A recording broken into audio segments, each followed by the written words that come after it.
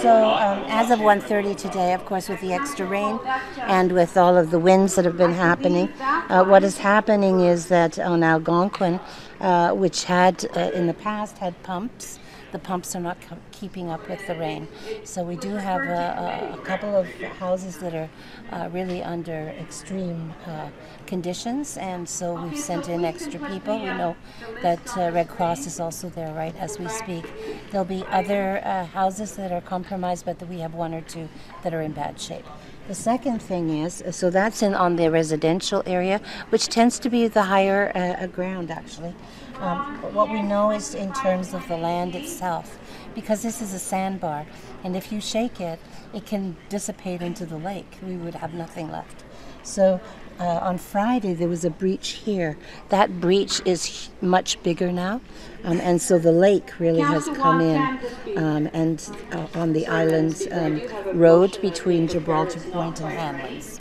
We also know that a similar breach has now come in at 1:30 this afternoon in our report at the Center Island beach, and so we know now that there's now two breaches of the land, of the lake coming into the land, and the land dissipating. So even after the rain is done, even after it goes down, we don't know whether or not the lake will stay there or how we will reclaim those lands. So this is very serious environmental impact, and obviously there's a lot of impact on the residential community. I would say that people so far calling me are saying they're safe, they're okay, and we do have the Red Cross there.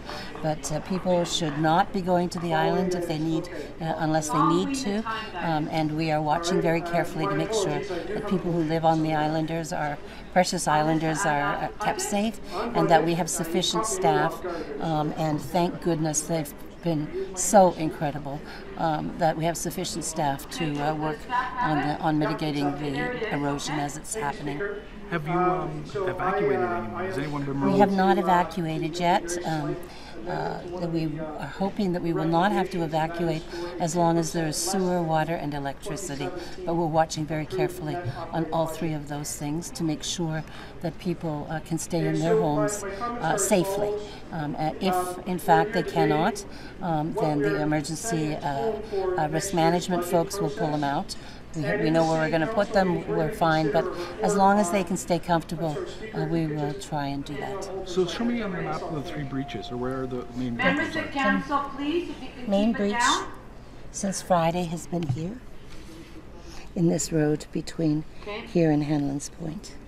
Thank you, So Speaker. in this area, this has very been city council eroded. agenda, we're going to talk about Now we're talking affordability about housing the in Toronto. beach that is at And, Center, I'll put it to this and now council most of that these beaches we are now ourselves gone, are part of the but neighborhood. the actual breach is coming in One of the from the contributing Center factors to the Island cost of housing in Toronto beach, is property and then taxes. what we have found And is Councillor that there's Mann-Wheaton made some further interesting flooding comments. Councillor Carroll in talked this a little bit area about of that. Algonquin I just than wanted there to was say that this last council Friday and on the weekend, and certainly more than the pumps that were there can keep up with.